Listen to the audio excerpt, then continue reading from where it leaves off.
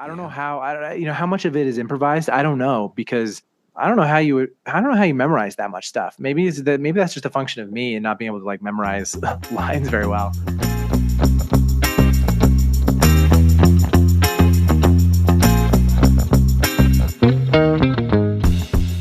Welcome to CinemaCon. Did you know what CinemaCon was before this episode? No, I did not.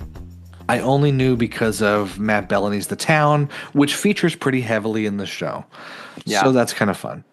I love that it starts with Matt and his mom out to dinner. He's talking a little bit about it, and he's waiting for drugs. I mean, we've all been in that situation, right? Dinner with our moms, waiting for Just drugs. waiting for the plug to show up. And I love that it's Seth Rogen because it's so unbelievable.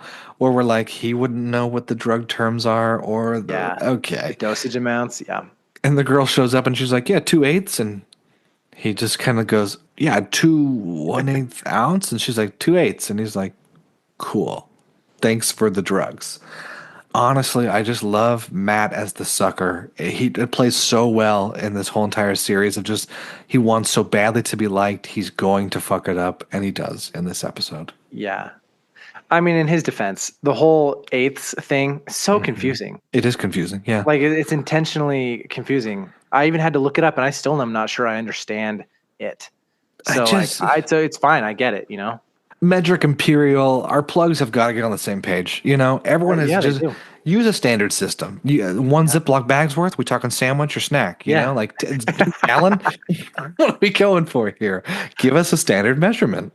Give us some standardized plugs. If you're listening and you're a plug, standardize it. Come on. I want to buy these people label makers. Put Yeah. it on the bag. There should be no guesswork here. If you're buying what you're buying, put a label on it. Yeah. So basically, the premise of this one is they're in the CinemaCon or whatever, and then Matt Remick, because he wants to be liked so desperately, is going to throw a party the night before they're like meant to demo their film, the Taxi Driver, whatever film. What is it? Alphabet City? Alphabet City? At CinemaCon. And the night before, he's like, "Oh, I'm gonna throw a little party, and it's gonna be old Hollywood style or an old Hollywood buffet." Yeah. Which is like just code for there's just gonna be drugs sitting out for people to take.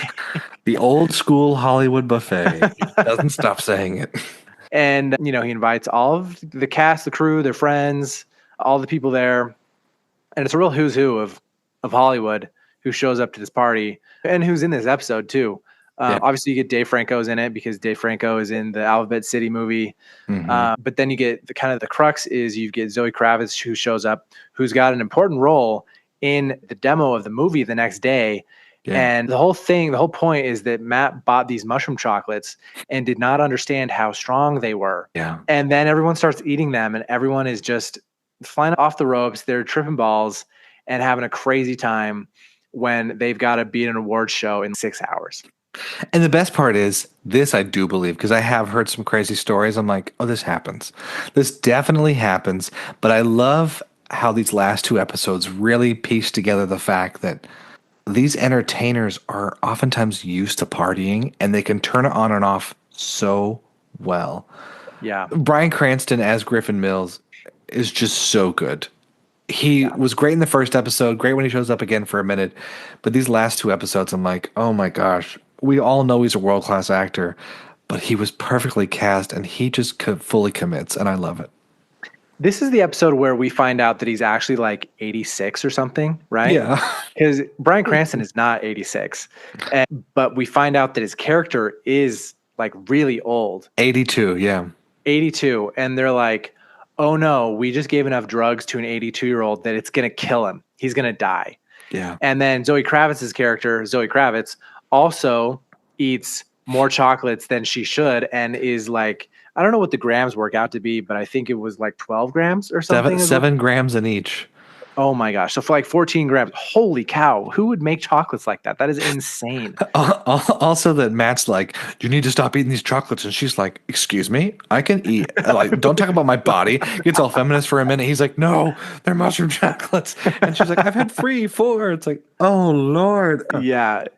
So the whole point is like they're trying to do damage control on Zoe Kravitz and on Bryan Cranston because they both have important parts to play in the demo of the movie the next day.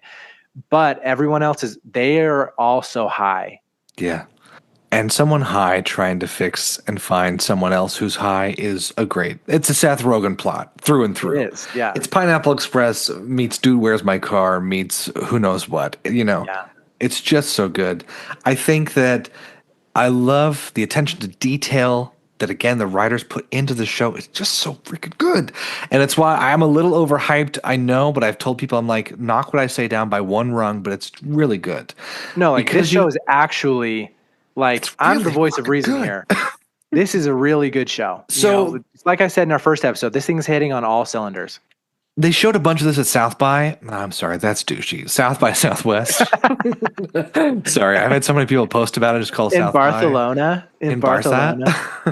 They showed a bunch of this at South by Southwest, and the reviews came out stellar. A lot of people were overhyping it past me, and they're like, best show of the year. Doesn't matter what else is coming out. Best thing we've seen in years. All these things, and I'm like, I kind of agree. Yeah. Because it is hitting on all cylinders. And if you like Hollywood, if you like filmmaking in the least bit, you're going to love it. If you like comedy, you're going to love it.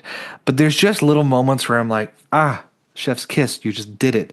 When Quinn talks about having her first project finally greenlit, it's a Coralie Fargeau body horror.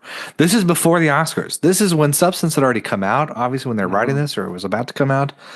But the fact that they throw those little nuggets in there, you're like, that's just nice. And so you have these little notes and tricks the whole way through to kind of say, like, it's a bunch of stoners and people who are high off their ass finding someone high off their ass. But it still brings in other elements. You could tell they're writing a good story. Griffin Mills is shoving nacho cheese in his face. Dave Franco is hyped up and finally tells poor Matt Remick how much mushrooms is in each chocolate. He's trying to go gamble. Anyways, it's fun to watch this high group try and find Griffin Mills before Matt Bellany of the podcast The Town finds him and makes it front page news. And the whole thing is about, we don't want our studio to be sold to Amazon. And coming from a show on Apple TV Plus, it's just a little funny to be like, nah, not the evil gargantuan Amazon. And you're like, well, from the corporate side project, it's funny. I do like Apple TV stuff more. It's a little, little tongue in cheek. Yeah, it's very funny. It's fun. I think what I really enjoyed about this episode is, again, like the long takes, so well done. Yeah. The long extended takes of in the party. You've got actors who are just so good at doing their, just the being comedic, being funny, and also delivering their lines. And doing it for a long time. Like, I don't know how much of it is improvised. I don't know, because I don't know how you memorize that much stuff. Maybe that's just a function of me and not being able to memorize lines very well. I think one of my favorite subplots of this entire episode was the Dave Franco thing, where he leaves and he goes to gamble with these dudes. He gets beat up, and then he comes back and he's just bloodied and bruised and broken.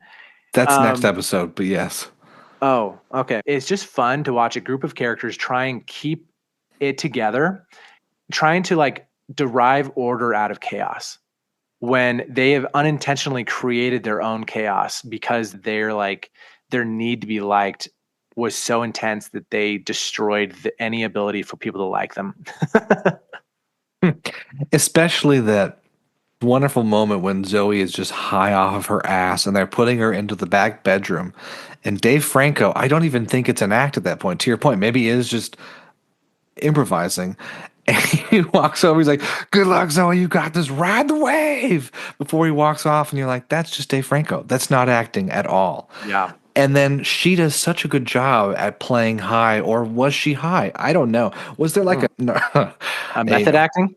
I was going to say a hallucinogenic barbiturate coordinator on set. I don't know. When Matt walks back in and Zoe's like, oh my God, that first hour, I feel like I got stuck for hours. Okay, let's do the presentation.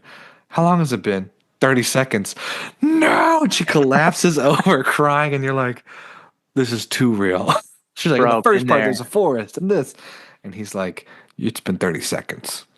That is terrifying. And assigning Petra to watch after her, and you're already like, nah, it's not happening. Petra's going to let her walk out. There's no way. Bad idea. Bryan Cranston stuffing his face with ice cream, falling into the gondola alone. Yes. All of his little things he's saying. You know, he sits at the table before that, and the pit boss is like, "Sir, you can't bet a lobster," as he's just got a full lobster on the table the whole time. That's what I love is, the combo of like highbrow, lowbrow, where, I mean, it's a Seth Rogen comedy, right? Like it's almost all lowbrow, but Yeah. just the gag of like, you can't bet a lobster. And it's clearly a plastic lobster. For sure. It's for sure. It's so obviously fake. Very it's fake. in the same vein of on SNL where they like a character would fall and it's so clearly a dummy. Yeah. That falls. And then they stand up. It's like a Texas switch. Like to have just like clearly this fake plastic lobster, be like, sir, you cannot bet a lobster. Like it's so stupid that it works. It works. It works so well. And it's at the Venetian Hotel, which I stayed at last year, which is like a silly little fun side thing. Yeah. I'm like, oh, I recognize all this stuff. Yeah. I recognize this. And just the lines that they give Hi Griffin Mills is great. Microdose, macro dicky. And he's like grabbing people's penises and just like being a total old 82-year-old ass, high off of his ass. I think it's poetic justice that Patty finds Griffin. And when he sees her, he's like, oh, the bitch of all bitches, and gives her a little slap on the face that she's like, okay, punk, get some kid. Give me your phone. Calls Matt Bellamy, puts on a really scary voice, and gives him the scoop. She's like, if you come outside the Venetian, you're going to get the scoop of all scoops. You're going to get the story of the year. And he's like, okay, I'll head outside. And that's a great way to end the episode of like, what's going to happen? She doesn't know about the Amazon sale situation. What's next for our heroes? It's fun to see a two-parter that we don't always see in a show like this where throughout the season it's not all sequential order connected to each other. Yeah. I like that it was two parts instead of one episode that's an hour long, you know? Yeah, because it lets it breathe a little bit, It gives it a good like halfway point of, okay, let's reset and let's go back in. And you know what? It brings you back to old television where it's like, wait till next week. Okay. Yeah. Oh, nice. Wait till next week. I like that Apple TV's doing it. Maybe less so for Severance on some points, but for studio, I think it works. Yeah, for studio it works because you're working with 30 to 50-minute episodes. Yeah. I mean, granted, so is Severance, but the subject matter is more accessible than Severance. Less mysteries. Yeah. Well, we'll leave everyone here where we leave the episode. We won't talk too much more about this one, and we'll wrap it all up next week. Till then, watch good TV and movies.